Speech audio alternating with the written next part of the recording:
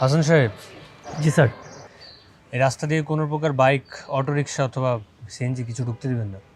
Sir আপনি কোনো tension করবেন না, এই রাস্তা দিয়ে কোনো কিছু ঢুকতেও দিব না, বের হতেও দিব না।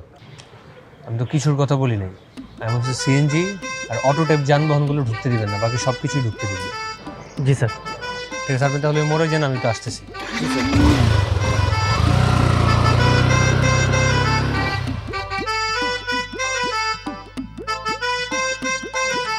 লাভ নেই, আজকে এই রাস্তায় কোনো গাড়ি পাবেন না। তাতে আপনার সমস্যা কোথায়? না মানে আমার মনে হচ্ছে যে আজকে এই রাস্তায় কোনো গাড়ি পাবেন না, আর গাড়ি না পেলে তো বাসাও যেতে পারবেন না। বলছিলাম আপনি চাইলে আমি আপনাকে লিফট দিতে পারি। কোনো প্রয়োজন নেই, থ্যাংক ইউ।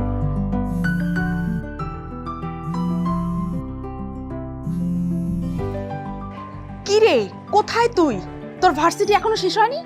হ্যাঁ, ভার্সিটি শেষ তো, আমি তো সিএনজির জন্য অপেক্ষা করতেছি। এখনো অপেক্ষা করছিস? আর এদিকে ছেলেপক্ষ চলে এসেছে। আজকের দিনে কি দরকার ছিল তোর ভার্সিটিতে যাওয়ার? আচ্ছা মা, ওনাদেরকে একটু অপেক্ষা করতে বলো, আমি চলে আসতেছি। আচ্ছা ঠিক আছে, তাড়াতাড়ি আয়। এখনো সুযোগ আছে, বাসা নাকি আবার গেস্টও আছে। গাড়ি না পেলে তো বাসায় হেঁটে হেঁটে যেতে হবে, তার চাইতে বরং আপনি আমার বাইকেই চলতে পারেন। ঠিক আছে, চেপে বসেন।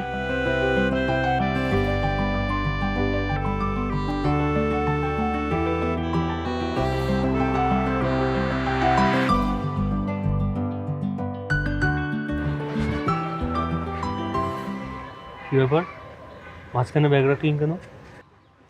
মাঝখানে কেন ব্যাগ রাখলাম বুঝতে পারলেন না? আপনার মতো অপরিচিত একটা ছেলে কেন অপরিচিত একটা মেয়েকে লিফট দিতে আসবে, এর কারণ আমি বুঝি না। ও আচ্ছা, কেন দিতে চাই? এই যে বারবার ব্রেক চাপতে পারবেন, আর ব্রেক চাপলেই তো। কি বারবার ব্রেক করতে পারলে কি? সেটা আপনার জানতে হবে না, আপনি চলেন।